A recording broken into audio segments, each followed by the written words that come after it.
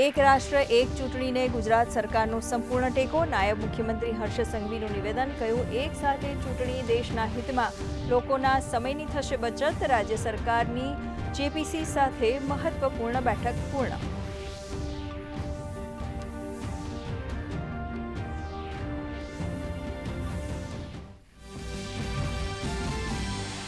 મુખ્યમંત્રીની અધ્યક્ષતામાં મળેલી કેબિનેટની બેઠકમાં રાજ્યમાં પેટ્રોલ ડીઝલની સ્થિતિ અંગે કરાઈ સમીક્ષા.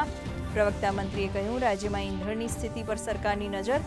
સંગ્રહખોરી ડામવા રાજ્ય સરકાર પ્રયત્નશીલ. લોકોને અફવા પર ધ્યાન નહીં આપવા કરી અપીલ.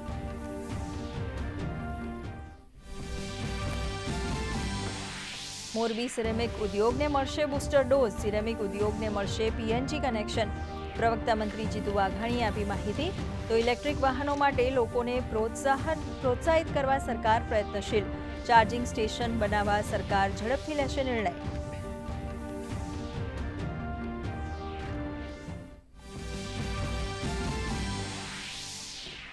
રાયબરેલીમાં લોકસભાના વિપક્ષના નેતા રાહુલ ગાંધીના વિવાદિત નિવેદન પર ભાજપનો પલટવાર.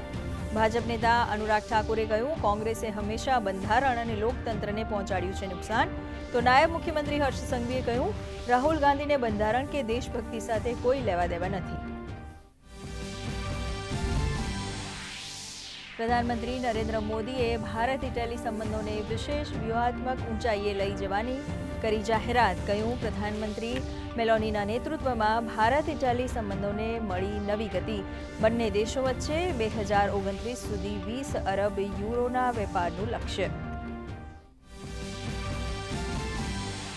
પ્રધાનમંત્રી મોદીને ઇટાલીના મિલિટરી ઓનર્સથી કરાયા સન્માનિત. આ પહેલા 2000 વર્ષ જૂના કોલોસિયમની લીધી મુલાકાત. પ્રધાનમંત્રીએ ઇટાલીના રાષ્ટ્રપતિ સાથે બેઠકમાં મહત્વપૂર્ણ વૈશ્વિક અને ક્ષેત્રીય મુદ્દાઓ પર કરી ચર્ચા.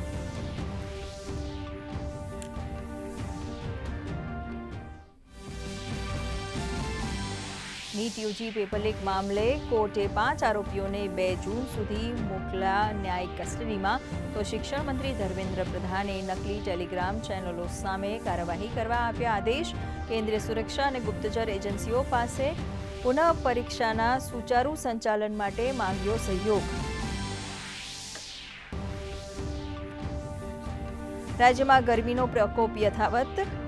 આગામી 7 દિવસ ગરમીમાંથી નહીં મળે રાહત. ઉત્તર પૂર્વના પવનોને પગલે ગરમી અને ઉકળાટનો થશે અનુભવ. 7 દિવસ બાદ મહત્તમ તાપમાનમાં 1 થી 2 ડિગ્રીનો થશે ઘટાડો. કેરળમાં 26 મેથી ચોમાસાના પ્રારંભની સંભાવના.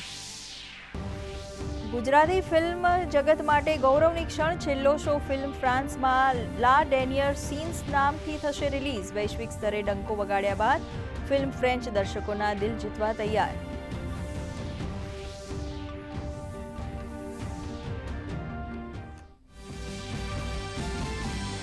અને આઈપીએલમાં આજે કોલકાતા નાઇટ રાઇડર્સ અને મુંબઈ ઇન્ડિયન્સ વચ્ચે મેચ. કોલકાતા માટે કરો યા મરોની મેચ. તો મુંબઈના હાથમાં પંજાબ કિંગ્સ, કોલકાતા અને ચેન્નઈ સુપર કિંગ્સનું ભવિષ્ય.